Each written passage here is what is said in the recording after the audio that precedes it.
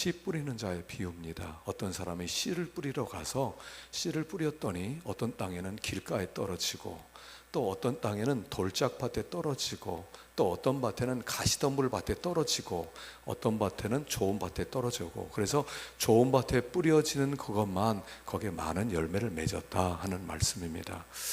지난 주간에 이 본문을 묵상하면서 굉장한 통찰력을 얻었어요. 이게 하나님께서 지금도 하시는 일이었구나 하는 것을 알고 이 말씀을 묵상하는 가운데 말씀을 준비했습니다. 여기 씨 뿌리는 이 비유 속에 구원의 원리가 다 들어있어요. 씨라고 하는 것은 뭐냐면, 씨라고 하는 것은 그 안에 생명이 있는 겁니다. 그래서 생명의 대명사로서 씨라고 이야기를 하는 것이죠. 하나님께서는 우리에게 생명을 주길 원하셔요. 인생의 문제는 뭐냐면 사실은 생명의 문제입니다. 생명이 없다는 거예요. 이 세상에서 아무리 이렇게 누리고 이렇게 즐겁게 살고 어떻게 한다 하더라도 결국은 죽음으로 돌아간다는 겁니다. 죽음이란 허무란 뜻입니다. 허무로 돌아가는 것입니다. 그래서 인생 그 자체가 참 허무한 것이죠. 하나님께서 우리들에게 씨를 뿌림으로 말미암아 우리로 하여금 생명을 주시고 또 풍성한 삶을 주시길 원하시는 것, 이것이 아버지의 마음이다 하는 것입니다. 그러니까 여기 씨를 뿌린다 그랬을 때 뭐냐면 이것은 예수의 씨를 얘기하는 겁니다. 예수의 씨. 예수를 믿는다는 것은 무엇이냐면, 나 예수 믿었어, 그런 게 아니라 예수의 씨가 내 마음에 심겨졌다는 것을 의미하는 겁니다. 그래서 예수 믿는 생활이라는 게 뭐냐면, 우리 속에 들어온 예수의 씨를 길러내서 마침내 예수의 꽃이 피고 예수의 열매가 맺혀지게 하는 것, 바로 그것이 신앙생활입니다. 이게 기독교입니다. 계란을 보면 두 개의 계란이 있어요. 하나는 유정란이 있고 하나는 무정란이 있어요. 이걸 품어보면 유정란은 품으면 병아리가 되고 무정란은 품으면 썩어버리는 거예요. 사람들도 다 똑같아 보이지만 예수의 씨를 받은 사람이 있고 예수의 씨를 받지 못한 사람이 있다는 겁니다. 그래서 예수의 씨를 받은 사람만 하나님의 마지막 날 거둬들이고, 예수의 씨를 받지 못한 사람은 하나님이 버린다 하는 것입니다. 그래서 예수의 씨가 어떻게 그런데 우리에게 심겨지느냐, 어떻게 그 예수의 씨가 자라나느냐, 그 예수의 씨가 어떻게 열매를 맺느냐 하는 그 이야기를 오늘 본문이 하고 있습니다. 그래서 오늘 본문을 통해서 어떻게 우리의 씨를 받아들이고 어떻게 씨가 자라고 어떻게 우리가 예수의 사람으로 변화되느냐 하는 것을 말씀하는데, 결론적으로 한마디는 이겁니다. 은혜라는 거예요. 구원은 오직 은혜라는 이야기를 오늘 본문에 하고 있어요. 우리가 뭔가 노력을 내서 생명을 받고 구원을 받을 수 있다면 그건 복음이 아니에요. 복음이라고 하는 것은, 복된 소식은 전적으로 하나님의 은혜입니다 라고 하는 선포예요. 구원은 시작부터 완성까지 하나님이 하는 일이라는 것을 오늘 본문이 이야기하는 것입니다. 그래서 어떤 은혜로 우리 속에는 이 씨를 자라게 하시느냐 하는 것을 생각해 보고자 합니다. 자, 먼저 14절 읽어봅시다. 14절 시작. 뿌리는 자는 말씀을 뿌리는 것이라, 말씀이 길가에 뿌려졌다는 것을 이들을 가리킴이니, 곧 말씀을 들었을 때 사단이 즉시 와서 그들에게 뿌려진 말씀을 빼앗는 것이요.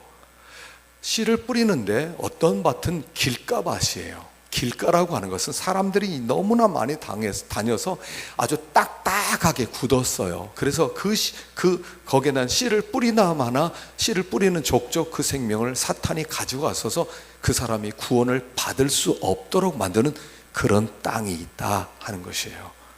그래서 이제 어떤 분들, 또 특별히 이렇게 나이를 많이 먹은 분들은 그동안 인생의 경험이 많아요. 주워 들은 이야기들도 많아요. 그러니까 복음을 전하면 안 들어요. 그런 거 거짓말이야. 이 세상 거짓말이 많아. 우리가 왜 어린이 선교를 계속 하고 있냐면, 저 어린이들은요, 어렸을 때 복음이 들어가면 아주 얼마나 단단하게 심겨지는지 아들이 너무너무 부드러워요. 아마 선교 다니는 아이들이 있으면 그 가정에서 믿음이 제일 좋을 거예요. 왜냐하면 이 아이들은 전해주는 그대로 받아들여요. 그대로 믿어버려요. 그래서 어렸을 때 예수 믿은 사람이 끝까지 주님을 배반하지 않아요. 그런데 나이 들어서 또는 여러 가지 경험 있는 사람, 좀 똑똑한 사람, 좀 배운 사람의 맡은 마치 길가 같아요. 길가 같아서 아무리 씨를 뿌리고 거기다 복음을 전하더라도 거짓말 이러고 끝나버리는 거예요. 그래서 구원 얻을 길이 없어진다는 거예요. 그런데 여기서는 그 얘기뿐 아니라 또 다른 이야기를 하고 있어요. 우리가 길가밭이었던 사람이라는 거예요.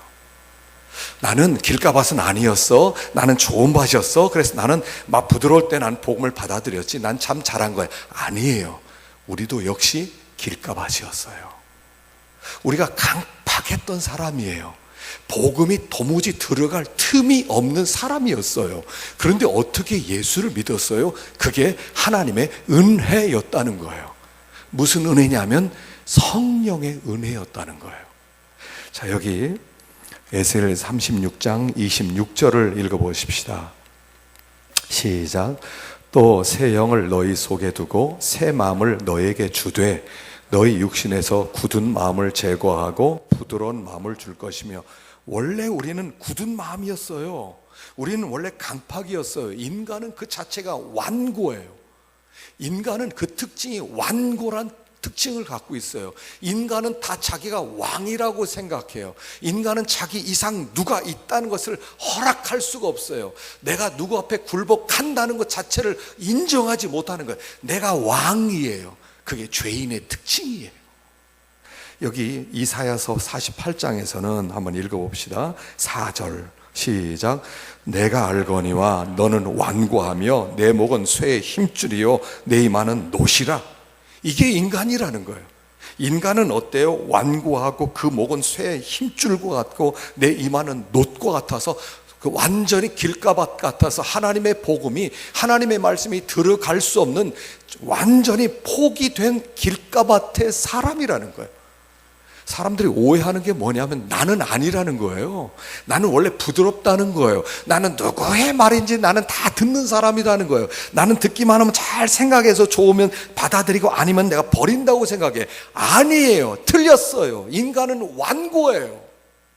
인간은 그 자체가 교만 덩어리예요. 우리가 예수 믿는 과정 속에서 역시 마찬가지예요. 예수를 믿었으니까 항상 겸손해요. 웃기는 소리 하지 마세요. 우리는 매일 매순간 완고 덩어리로 변해요. 우리는 목에 쇠의 힘줄처럼, 이건 고래 힘줄보다도 더 강한 쇠 힘줄처럼 우리는 절대로 우리의 고집을 버리질 않아요. 우리의 이마는 놋과 같아서 내가 옳다라고 생각해서는 결코 포기하지 않는, 우리는 참 교만 덩어리라는 거예요. 하나님이 끊임없이 우리에게 성령의 은혜를 부어주셔서 우리 마음 가운데 계속해서 우리의 완고한 마음을 부드럽게 해주셨기 때문에 오늘 우리가 여기 앉아있고 예수를 고백하고 주님을 섬긴다고 하는 것이지, 성령의 은혜를 주시지 않으면 사람은 다 죄악의 종로로 타는 거예요. 자, 여기 히브리서 3장 13절을 읽어봅시다. 시작. 오늘이라 일컫는 동안에 매일 피차 권면하여 너희 중에 누구든지 죄의 유혹으로 완고하게 되지 않도록 해라. 매일매일 말씀으로 권면을 받지 않으면 죄의 유혹 때문에 우리는 순간적으로 완고해지는데, 세상에 이렇게 고집스러운 사람이 없어요. 그게 나예요. 남이 아니에요. 누가 아니에요. 그게 내 얘기예요. 우리가 왜 끊임없이 하나님의 성령을 구합니까? 하나님의 성령으로 우리를 좀 새롭게 하시고 성령으로 좀 충만하게 해주시고 성령의 은혜로 살게 없어서 왜 우리가 성령 대만 기도를 해야만 하는 겁니까? 그렇지 않으면 우리는 완고해지니까. 이 세상에 이 사람처럼 설득시키기 어려운 사람이 없어지는 거예요. 그게 나예요. 그게 인간이에요. 여러분, 인간의 정체를 아직 잘 모르셔요. 자기를 너무 잘 믿어. 자기는 아니래요. 자기는요, 굉장히 자기는 말씀대로 잘 할 수 있대요. 자기는 설득만 하면 되는데, 아니에요. 잘못 보셨어요. 우리는 굉장히 완고한 사람이에요. 우리는 굉장히 교만한 사람이에요. 농부들이요, 농사를 지을 때 보면 거기에 비료도 주고요, 뭐 풀도 뽑아주고, 그리고 벌레도 잡아주고 하지만 또 하나 하는 게 있어요. 땅을 끊임없이 긁어주는 거예요. 왜냐하면 비가 온 다음에 또 굳어지거든요. 그럼 떡을 또 긁어줘야 돼요. 우리의 마음을 계속 긁어주지 않으면 우리는 길가예요. 하나님께서 우리들에게 끊임없는 성령의 은혜를 베풀어 주셨기에 우리가 이만큼 조금 부드럽다 하는 거예요. 그래서 그 성령의 은혜가 끊임없이 부어짐으로 말미암아 구원의 길을 향해서 달려가고 있는 것이 오늘 우리들이다 하는 것을 가르쳐주고 있어요. 16절을 읽어봅시다. 16절 시작. 또 이와 같이 돌밭에 뿌려졌다는 것은 이들을 가리킴이니 또 말씀을 들을 때 즉시 기쁨으로 받으나 그 속에 뿌리가 없어서 잠깐 견디다가 말씀으로 인하여 환난이나 박해가 일어나는 때에는 곧 넘어지는 자요. 두 번째 사람은 이래요. 뿌렸어요. 이게 들어갔습니다. 그런데 뿌리가 흙이 얕아요. 밑에는 막 돌들이 많아요. 그래서 이 싹이 나긴 났어요. 이 싹이 났다는 것은 기적입니다. 여러분 아시죠? 씨가 심겨졌을 때 그 위에 흙이 덮여졌는데요, 이 흙을 뚫고 올라오는 이 새싹의 힘이 어느 정도냐면 최소한 1톤의 힘을 뚫고 나오는 거래요. 1톤. 여러분 1톤 우리가 밀면 흔들릴 것 같습니까? 1톤이면 1톤짜리 바위가 있으면 우리가 그걸 흔들 수도 없는 큰 힘을 이 싹이, 이 생명이 그걸 뚫고 올라오는 거래요. 예수를 믿는다는 것, 싹이 났다는 것, 하나님이 우리에게 생명을 주셨다는 것, 이게 얼마나 놀라운 일인지 몰라요. 예수를 믿었다, 신앙생활을 시작한다, 이건 기적 중에 기적입니다.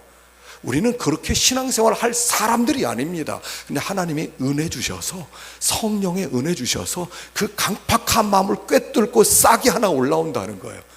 근데 올라오면 끝이 아니라는 겁니다. 그때부터 시작이에요. 그때부터 싹이 올라오는 순간 세상에 이런 큰 불덩어리가 그냥 내려쬐고 있고요, 바람이 불고요, 비가 오고요, 수많은 벌레들이 왔다 갔다 하면서 이 싹을 위협한다는 사실이에요. 여러분 예수를 믿으면 행복 시작이라고요? 잘못 생각하셨어요? 아니에요. 예수를 믿고 나면 그때부터 고난 시작이에요.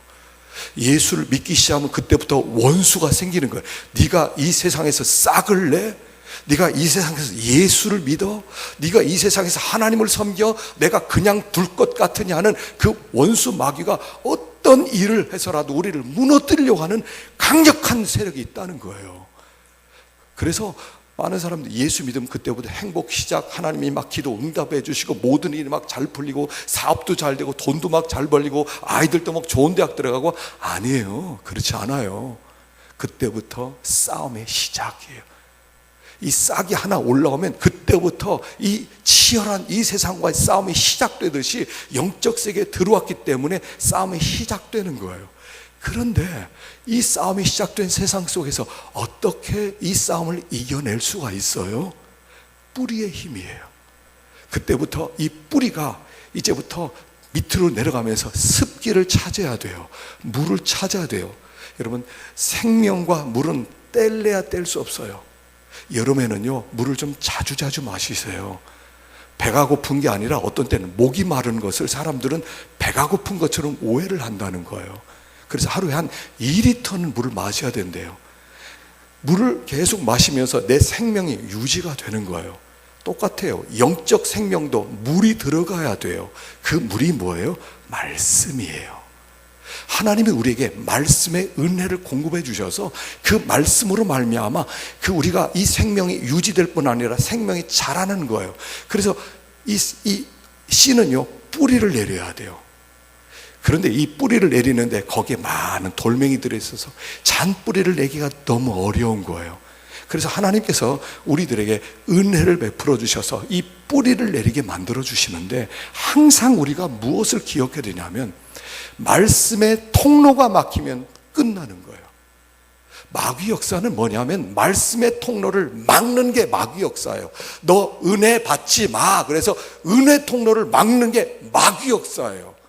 이단이 들어와서 하는 일이 뭡니까? 야, 니네 목사님 사기꾼이야, 바리새인이야, 몰랐어? 저기가 진짜야, 저기가 진짜 와야 돼. 그러니까 여기서 전도사님이 말하든 누가 말하든 다 틀렸어 하고 저기로 가는 거예요. 통로가 막히면 끝나는 거예요. 성도는 말씀의 통로가 막히면 끝나는 거예요. 은혜의 통로가 막히면 끝나는 거예요. 항상 이것을 알아야 돼요. 그 일주일 내내 우리는 뭐 하는 사람들이요? 죄송한 얘기, 말씀에 환장한 사람들이 돼야 돼요. 말씀에 환장을 해야 돼요. 어린아이는 응리하고 태어난 순간 젖밖에 몰라요. 이 아이는 한 시간에 한 번씩 젖을 찾아요. 젖달라고 울고요, 또 젖달라고 울고요. 뭐 부모가 피곤하든 부모가 일을 하든 바쁘건 상관없어요. 무조건 우는 거예요. 신자는 뭐냐면 말씀에 환장한 사람이 되어야 돼요. 전 굉장히 바쁜데요, 지금 당신은 지금 뭘 모르고 있는 거예요.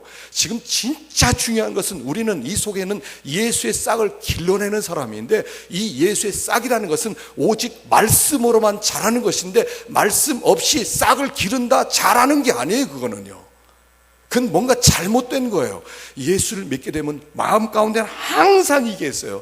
하나님의 말씀에 대한 목마름이 있어요. 나 은혜 받아야 되는데, 나 말씀을 들어야 되는데, 그래서 하나님의 말씀 아니면 나 살 수 없는데, 하나님과 교통하고 싶은데, 하나님의 음성 듣고 싶은데, 말씀은 하나님의 음성이거든요. 하나님의 음성에 대한 목마름이 있는 거예요. 그렇게 될 때 이 뜨거운 수많은 시험과 핍박이 있는 곳을 살아내는 거예요. 그걸 살아내는 힘은 말씀밖에 없어요. 말씀의 은혜예요. 우리가 말씀의 은혜일 때 항상 두 가지에 민감해야 돼요. 하나님의 말씀은 항상 두 가지로 와요. 제가 해석해 봤어요. 녹화방송이 있고요, 생방송이 있어요. 녹화방송은 뭐냐면 창세기부터 계시록까지 해서 하나님께서 우리에게 하나님의 뜻이 무엇인가를 다 기록해 놓으셨어요. 이건 녹화방송이에요. 계시록 끝에까지 있을 일까지, 주님의 그 다음 일까지 다 기록해 놓았어요. 이 녹화방송을 우리가 매일 보는 거예요. 이게 교리라는 거예요. 이제 우리 8월부터 우리 수요일 날 켈빈의 기독교 강요를 제가 강의를 하려고 합니다. 우리 김홍만 교수님이 요약집을 써가지고 그걸 제가 중심으로 해서 이제 기독교 강요를 통해서 녹화방송을 좀 제대로 좀 들으려고 그래요. 하나님의 뜻이 뭐냐, 하나님의 음성이 뭐냐, 하나님이 무엇을 기뻐하느냐, 그게 다 기록되어 있어요. 우린 이걸 다음 세대에 또 넘겨줘야 돼요. 그런데 하나님은 때때로 생방송을 통해서 우리를 일러주세요. 생방송이 뭡니까? 사도행전에 생방송이 많이 나와요. 어느 날 베드로가 기도하러 올라가는데 옥상에서 환상을 하나 보죠. 하늘에서 보자기가 내려와요. 그 보자기에는 내가 먹을 수 없는, 하나님이 그동안 먹지 말라고 하는 부정한 음식들이 가득 있는 거예요.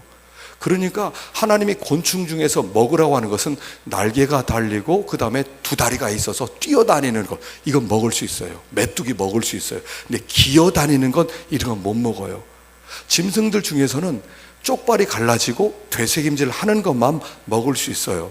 쪽발을 가졌더라도 되새김 못하면 못 먹어요. 토끼는 못 먹어요. 쪽발이 없으니까 되새김질을 하더라도.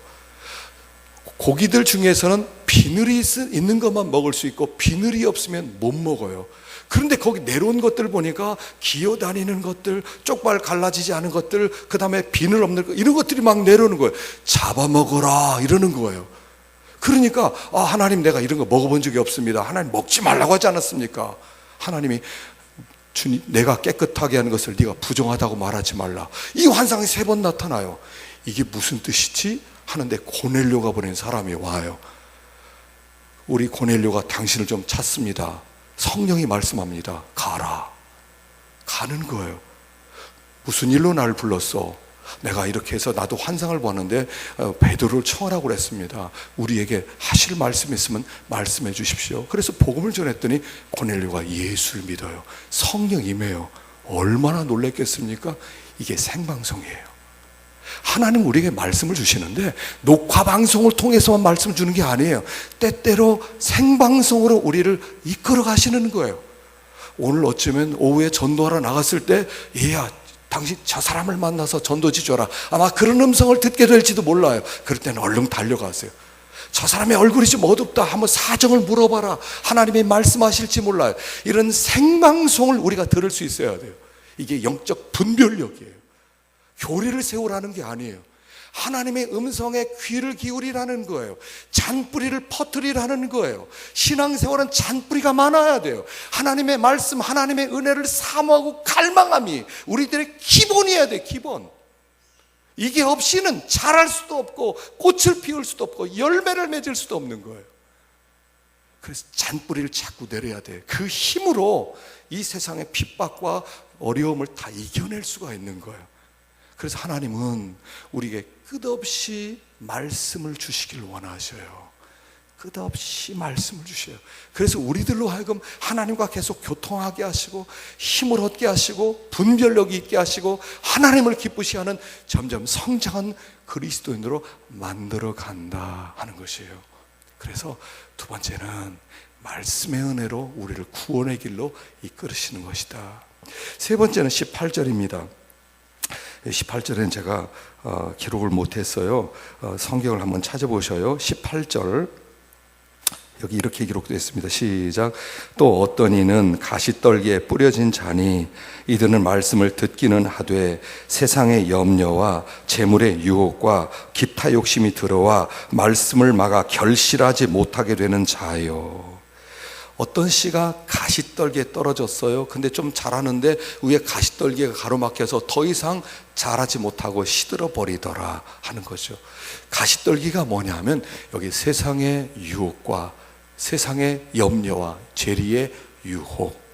한마디로 얘기하면 무슨 얘기냐면 그 마음 가운데 세상에 집착해 있는 마음을 의미하는 거예요. 우리가 결정적 순간에 열매를 맺히지 못하는 중요한 이유는 뭐냐면 세상에 대한 집착이에요. 우리는 세상을 너무 좋아해요. 결국 세상에서 성공해야만 해요. 우리는 성공의 세상에서 어떻게 명예를 좀 얻고 싶어요. 세상에서 좀 돈을 제대로 좀 벌고 싶어요. 사람들에게 잘 이렇게 성공했다고는 이야기를 듣고 싶은 것이 우리 마음 가운데 숨겨진 어떤 끝까지 끊을 수 없는 세상에 대한 세상줄이라고요. 그렇지 않습니까? 친구들에게 성공했어, 결국 이 말 듣고 싶은 거 아닙니까? 그 사람 돈 좀 벌었어, 그 말하고 싶은 거 아닙니까? 그 사람 참 이 세상에서 잘 사는 사람이야, 그 말을 듣고 싶지 않습니까? 마지막까지 놓지 못하는 것이 세상줄이에요. 롯의 처가 이 소돔성 멸망하기 전에 겨우 구원을 받았습니다. 한참 도망치는데 소돔성에 불이 쏟아지는 소리가 들리니까 돌아보는 마음이에요. 거기에는 나의 전부가 있는데, 거기에는 나의 모든 물건이 있는데, 거기엔 나의 모든 보물이 있는데, 거기를 돌아서는 거예요.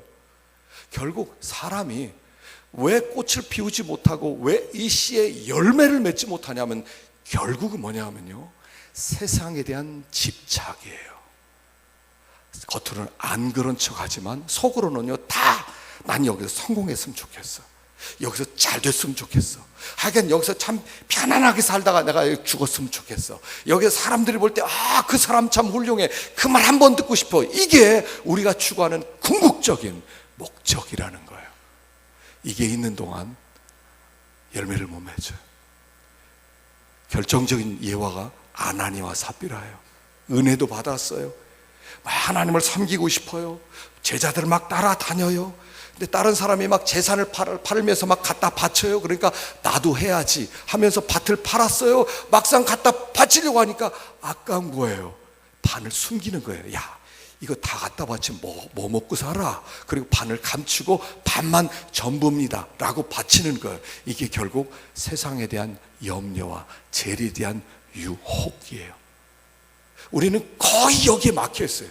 어떻게 생각하면 이 시대는 거의 모든 성도들이 가시덤불 속에서 자라다 말고 있는 예수의 나무와 같아요. 더 이상 자라지를 못해요. 그의 가시가 가로막혀 있어요. 저걸 뚫고 갈 수 있는 힘이 없어요. 그래서 하나님이 주시는 마지막 은혜가 있어요. 그게 뭐냐면 고난이에요. 고난이에요. 하나님이 우리에게 주신 은혜 중에 은혜, 최고의 은혜는 뭐냐면 고난이에요. 고난이 오기 전까지 여러분 우리는 스스로 끊어내지를 못해요. 예전에 그 어떤 분의 그 영화로 나왔었죠. 127시간이란 영화로요. 이 사람이 산에 등산하다가 그 혼자 깊은 산 속에 들어가서 바위산을 등산하는데 올라가는데 바위덩이 하나가 손에 거기에 그냥 그 굴러내려서 박혔어요. 그러니까 손을 못 빼는 거예요. 죽어가고 있어요. 127시간이 지나서 이젠 끝났구나. 아무도 지나가는 사람도 없고 구해줄 수가 없구나. 그럴 때 이 사람이 내가 왜 이렇게 죽지? 이 팔 하나만 없으면 살아날 수 있을 텐데, 그리고 주머니에 있는 칼을 가지고 팔을 자르기 시작하는 거예요. 얼마나 아팠겠습니까? 여러분, 자기 살을 잘라낼 수 있어요? 잘라내면서 핏줄이 나오고 동맥이 끊어지고 뼈를 부러뜨리고, 그리고 나서 마침내 살아난 사람 이야기가 나왔어요. 근데 우린 그렇게 잘 못해요. 스스로 하나님을 잘 못 찾는단 말입니다. 부자는 천국에 들어가기가 얼마나 어려운지, 낙타가 바늘길보다 들어가는 것 그게 더 쉬우니라. 차라리 큰 낙타가 바늘길로 들어가는 게 쉽지, 부자는 절대로 천국 못 간다는 거예요. 그런데 제자들이 뭐라고 합니다. 그럼 우리는 어떡합니까? 이렇게 말씀하시죠. 사람은 할 수 없으되 하나님은 하실 수 있느니라. 어떻게 하셔요? 고난을 주시는 거예요. 고난을 주시는 거예요. 너 이렇게 살면 하나님 나라 못 가. 그래서 내가 너 하나님 나라 가도록 도와줄게. 그리고 고난을 주는 거예요. 사업이 쫄딱 싹 망해버리는 거예요. 아무것도 남는 게 없는 거예요. 어느 날 몸에 병이 들어오는 거예요. 불치의 병이 걸리는 거예요. 어찌할 수 없는 거예요. 여러분, 일단 그 고난이 들어왔을 때 딱 생각하는 겁니다. 이 세상은 허무하구나. 이 세상은 아무것도 아니었구나. 내가 그 아무것도 아닌 것을 향해 이렇게 달려왔구나. 그걸 비로소 생각하기 시작하는 거예요. 고난을 통해서만. 그래서 고난이라고 하는 것은 뭐냐면 하나님이 우리에게 주시는 최고의 은혜예요. 그 고난이 아니면 우리는 세상줄을 못 끊어요. 그래서 하나님이 세상줄을 끊어주시는 방법이 고난이에요. 저는 스스로 하겠습니다. 그런 분이 있으면 얼마나 좋겠습니까만, 제가 아는 한 스스로 끊어서 하나님 앞에 나와서 하나님을 부르짖는 사람은 거의 없어요. 그래서 고난을 주셔야 돼요. 그래서 그 고난으로 눈이 열려지는 거예요. 영이 깨어지는 거예요. 이 세상은 아무것도 아니었구나. 내가 저걸 향해서 이 많은 시간을 허비했구나. 이런 바보 같은 바보 같은 녀석 같으니라. 내가 어쩌다 이랬느냐 하면서 눈이 확 띄어지는 거예요. 그게 은혜라는 거예요. 그게 하나님이 주시는 은혜라는 거예요. 그래서 성도들은 고난을 은혜로 여기는 거예요. 과거에 훌륭했던 사람들은 다 병이 있었어요. 바울 보셔요. 눈이 침침해서 하나님 이 사단의 가시를 좀 빼주세요. 3번씩이나 기도했는데 하나님이 안 고쳐주세요. 내 은혜가 내게 족하도다. 내가 약할 때 강함이다. 그래서 그 병 가지고 살았어요. 여러분, 로렌스 형제라고 하나님의 임재 연습이라고 하는 책을 썼던 사람은 다리가 얼마나 무릎이 아팠던지 스스로 걸을 수 없어서 지팡이도 짚을 수 없어서 그냥 그 큰 이만 그 술통 같은 거 그걸 끌고 다니면서 다닐 만큼 고통을 당했던 분이, 그 켈빈의 기독교 강의를 썼던 그 칼빈이라는 사람은 움직이는 병원이었어요. 그냥 움직이는 병원이었어요. 얼마나 고통을 당했는지 몰라요. 리차드 백스터라는 분은 종양이 나와가지고 종양이 커서 종양을 덜렁달렁 메고 다니면서 거룩한 책들을, 하나님의 그 참 목자상이라는 책도 쓰고 거룩한 책들을 쓰는 거예요. 하나님이 고난을 주는 거예요. 그 고난으로만 이 세상 줄을 끊게 되는 거예요. 우리는 세상을 너무너무 좋아해요. 이 세상 절대로 포기할 수 없어요. 이 세상의 즐거움을 포기할 수 없어서 이 세상이 주는 쾌락을 끊을 수가 없어요. 이 세상을 우리는 너무너무 사랑해요. 이 세상을 포기하면 죽을 것 같아요. 그게 우리 아닙니까? 그게 가시떨기예요. 고난이 아니면 안 돼요. 하나님이 고난을 주셨으면 기뻐하십시오. 하나님이 나를 구원하시려고 고난 주셨구나. 아직도 정신 차리지 못하시는 분은 곧 고난이 올 줄로 믿습니다. 아무도 아멘 안 하죠. 그럼 우리 이렇게 기도해요. 하나님, 이 고난만 없애주시면 하나님 잘 섬기겠습니다. 이 고난만 제발 없애주세요. 그게 없어지니까 하나님께 가든가요?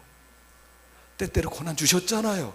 근데 그 고난 사라지는 순간에 하나님도 사라지는 거 아니었어요? 그래서 우리는 이렇게 기도해야 돼요. 하나님, 이 고난을 포기하지 마시고 계속 주세요. 내가 이거 있음으로 말미암아 더 빨리 하나님께 나아갈 수가 있습니다. 내가 좀 정신을 좀 차릴 것 같습니다. 오히려 우리는 이렇게 기도해야 돼요. 그래서 여기에 가시떨기, 마지막에 이 가시떨기를 내가 없애지 못하는 거예요. 사실은 세상에 대한 염려와 죄에 대한 유혹을 내가 없애지 못하는 거예요. 내가 이거 없애야지, 내가 이거 기경하자, 내가 뒤집어봐야. 나는 못해요. 나는. 그래서 하나님이 하게 만들어 주시는 거예요. 그게 고난이에요. 가정에 고난이 있으시죠? 어려움이 있으시죠?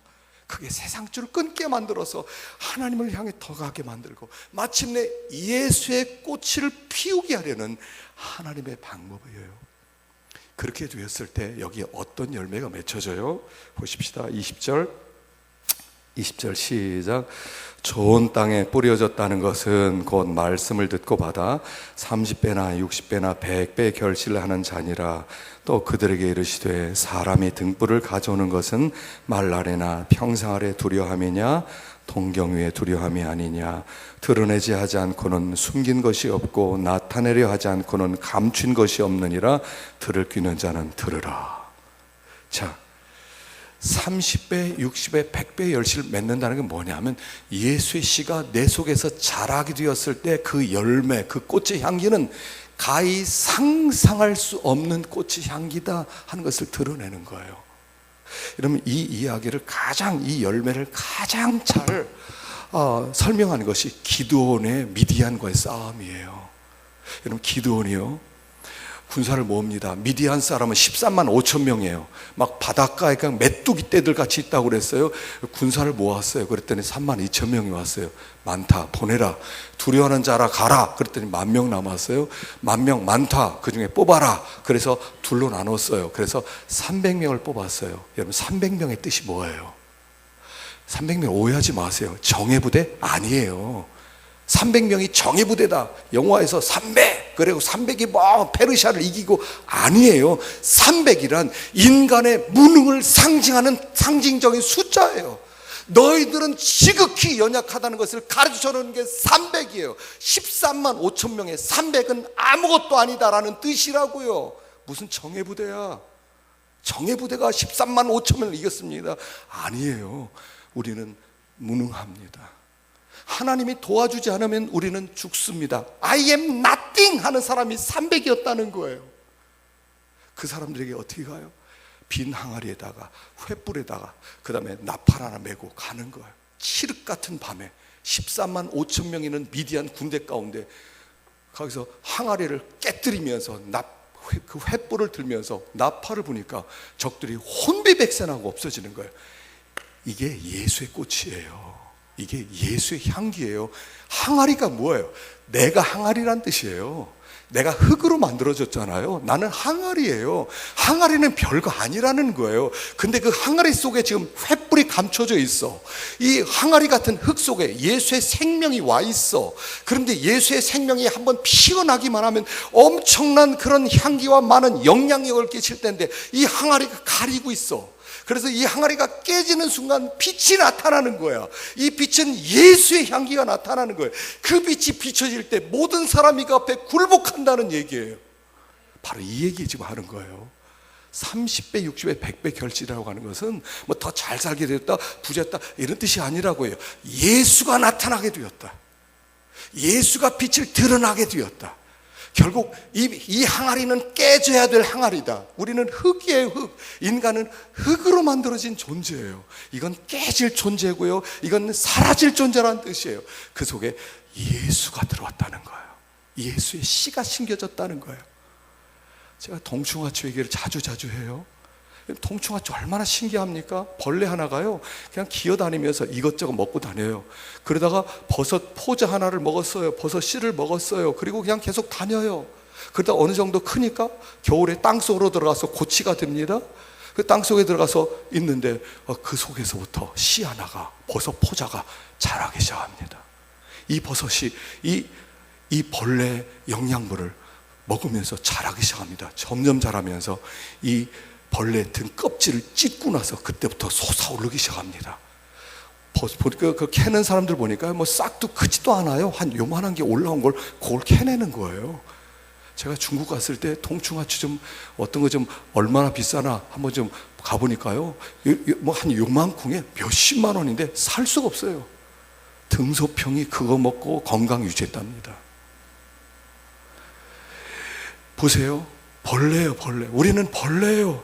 땅을 기어다니는 흙을 먹고 사는 흙이에요, 흙. 그런데 그 속에 예수의 생명, 영원한 생명의 씨가 들어왔어요. 그게 우리 속에서 자라는 거예요. 그게 자라면서 이 빈 항아리 같은 이 벌레 같은 내통을 껍질을 찢고서 나오게 되었을 때 그 향기는 상상할 수 없는 향기가 퍼지는데 온 땅을 퍼뜨리더라는 거예요. 그 향기 하나만 제대로 퍼지면 우리나라 전체의 향기를 풍길 수 있는 엄청난 예수의 씨가 우리 속에 와 있다는 거예요. 예수의 씨. 빈 항아리로 살아갈 것입니까? 빈 항아리로 자기를 위해서 그렇게 벌레 같은 생애를 살아갈 것이냐는 거예요. 예수의 씨를 받아들이고 그 예수의 씨가 자라고 마침내 그 예수의 씨가 향기를 풍기고 그리고 그 예수의 아름다움이 우리를 통해서 예수가 재현되는 거예요. 저 사람은 예수인지 몰랐어. 예수의 씨를 받은 사람은 다 예수. 그래서 하나님의 말씀을 받은 자는 신이라 하였거늘 이라고 얘기하는 거예요. 우리가 신의 성품에 참여하는 예수의 씨를 받은 자다, 이런 뜻. 이거예요, 이 얘기. 오늘 본문 얘기는요, 그 예수의 씨가 들어와서 예수가 자라서 예수가 나타나는 거예요. 나중에 동충하초를 보면요, 벌레는 딱딱하게 죽어 있어요. 딱딱하게 굳어 있어요. 거기에 버섯이 딱 살아 있어요. 나는 죽고 예수가 딱 살아있는 삶, 이게 영원한 삶이에요. 하나님이 기대하는 삶이에요. 원로 목사님이 예전에 샤론의 꽃 예수를 많이 부르셨어요. 샤론의 꽃 예수. 그래서 워낙 많이 불러서 제가 막 지겨웠어요. 샤론의 꽃, 또 샤론의 꽃이야. 이렇게 의식을 잃고 병원에 있을 때 가면 샤론의 꽃 예수를 불러드렸어요. 근데 이거 본문을 보면서 바로 이 얘기가 샤론의 꽃 얘기더라고요. 예수님이 샤론의 꽃인데 우리 속에 꽃이 하나가 심겨졌는데 이 샤론의 꽃, 예수의 꽃이 피어나게 되었을 때 나를 찢어버리고 예수의 꽃이 피어나게 되는 삶, 이게 기독교예요. 이게 기독교라고요. 뭐 예수 믿고 잘 먹고 잘 살아, 그건 저기 무당들이 하는 거지 기독교가 하는 거 아니에요. 예수가 살아나오는 거예요. 샤론의 꽃이 나를 통해 피어나는 거예요. 그래서 나는 사라지고 예수가 남는 거예요. 그렇게 되었을 때 이게 예수의 사람 되는 거예요. 30배, 60배, 100배 결실을 맺는 샤론의 꽃을 피워내는 그런 우리가 되기를 간절히 축원합니다. 기도하겠습니다.